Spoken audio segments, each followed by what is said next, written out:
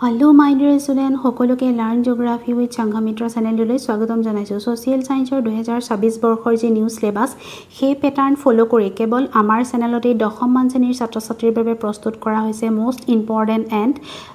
Free MCQ সিৰিজ। আজি তোমালোকৰ লগত ডিসকাস কৰিব ওলাইছো জিওগ্ৰাফি পাৰ্টৰ চেপ্টাৰ 4 অসমৰ ভূগোল জিওগ্ৰাফি অফ আসাম পাঠটোৰ চতুৰ্থতম ভিডিও। আজিৰ ফাৰ্স্ট কুৱেশ্যনটো হৈছে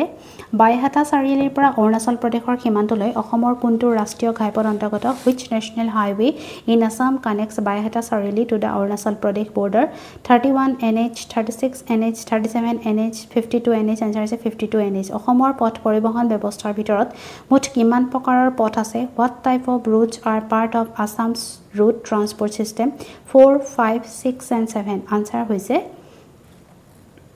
7 কোনটো প্ৰাকৃতিক দুৰ্যোগে অসমৰ ৰেল পৰিবহণ ব্যৱস্থাত প্ৰতিবন্ধকতা আনি দিয়ে a major challenge for rail transport in Assam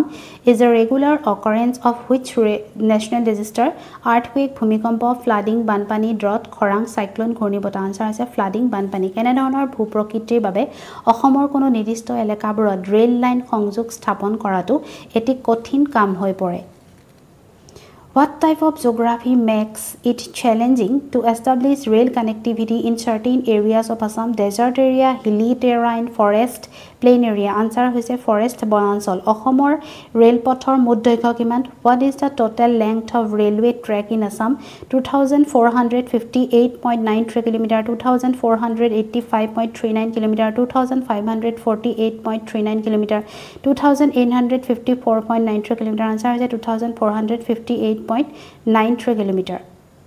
Next, ভাৰতৰ দ্বিতীয় ৰাষ্ট্ৰীয় জলপথ what is the India's second national highway হদিয়াৰ পৰা ধুবুৰী নাগালেণ্ডৰ পৰা অৰুণাচল কলিকতাৰ পৰা বাৰাণসী এটাও নহয় আনসাৰ আছে হদিয়াৰ পৰা ধুবুৰী ভাৰতৰ নেশনেল ৱাটাৰৱে টুৰ দৈৰ্ঘ্য কিমান what is the length of national waterway 2 in India 819 km 891 km 719 km 791 km answer হৈছে 891 km next ভাৰতৰ ষষ্ঠ ৰাষ্ট্ৰীয় জলপথটো কোন নদীত অৱস্থিত on which river India's sixth national waterway is located Brahmaputra Barak Ganga Indus answer আছে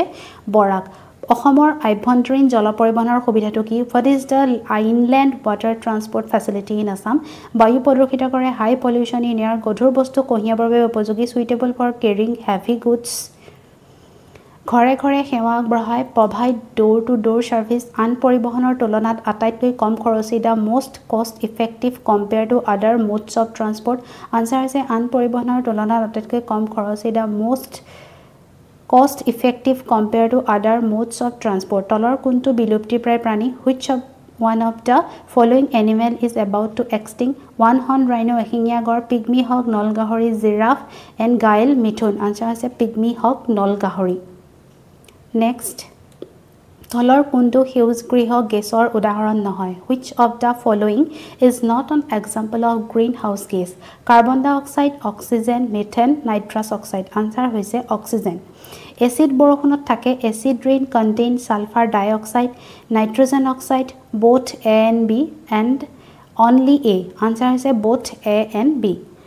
I hope আশা কৰো আজিৰ ভিডিওটোৰ পৰা তোমালোক উপকৃত হলা এনে ধৰণৰ ভিডিও পাই থাকিবলৈ চেনেলটো সাবস্ক্ৰাইব কৰি দিবা আৰু লগতে ভিডিওটো লাইক আৰু শেয়াৰ কৰিবলৈ নাপাহৰিবা